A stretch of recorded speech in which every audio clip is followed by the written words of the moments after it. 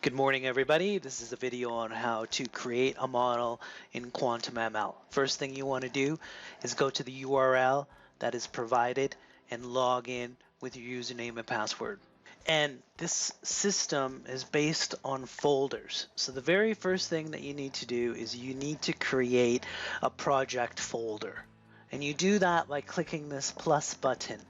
And now I'm going to call this Cocoa, and I'm going to make sure that the project is enabled, and I'm going to submit. All of the data sets that I am building for Cocoa will go in this folder. Start, click Create Time Series Data Set. And here is where I want to select the Cocoa folder. And I'm going to name the models that I'm creating. Cocoa Technical Analysis. The first thing that I need to do is target variable selection. That is, what is it that you are predicting? We'll type in Cocoa. And we see all the Cocoa symbols here. I'm going to choose for this demo CC. Now we need to tell the software what is it that we are going to use to predict Cocoa. And here's where you can select COVID, data, you can go to providers and select different data sources. In this case, I'm just going to select all the technical analysis indicators. I can also go to category and select currencies or equities or bonds or commitment of traders or weather or whatever I want. So this is where you select the data you want to use to predict your target variable. Once I'm happy with that, I'm going to hit next. Now I need to tell the software how many days ahead do I want to predict Cocoa. So in this case, I have it set on 10, and I'm happy with that. I'm going to hit next, and then I'm going to hit create. The software will automatically bring together all of the data that you selected, and it will queue up the model to be trained.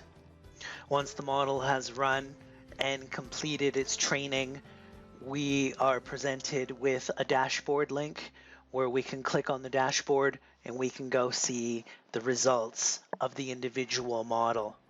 And you can see the prediction, which is this green line sticking out in front of price. You can see several performance metrics and information regarding how the machine made its decisions, as well as a list of the drivers that the machine learning has chosen, the top predictors. Once you've created many models, you may want to go look at them as a group. In this case, I'm going to show you the crude oil group dashboard. So you would come to go to Project Index. All your models that are in your folder will be here. In this case, I have 115 crude oil models, and I'm going to click on Group Dashboard version 2. Group Dashboard version 2 shows us an aggregation of all of the models that I've created for crude oil. And this is the aggregated prediction. And you can see performance statistics such as equity curves, long and short, and accuracy up and down, and cost savings. You can also see which data sets were the best performing and which ones were the worst performing. This group view is a very powerful way to use machine learning. If you need any further information, please feel free to reach out to info@qdt.ai or myself directly, bill@qdt.ai. Thanks for listening, everyone.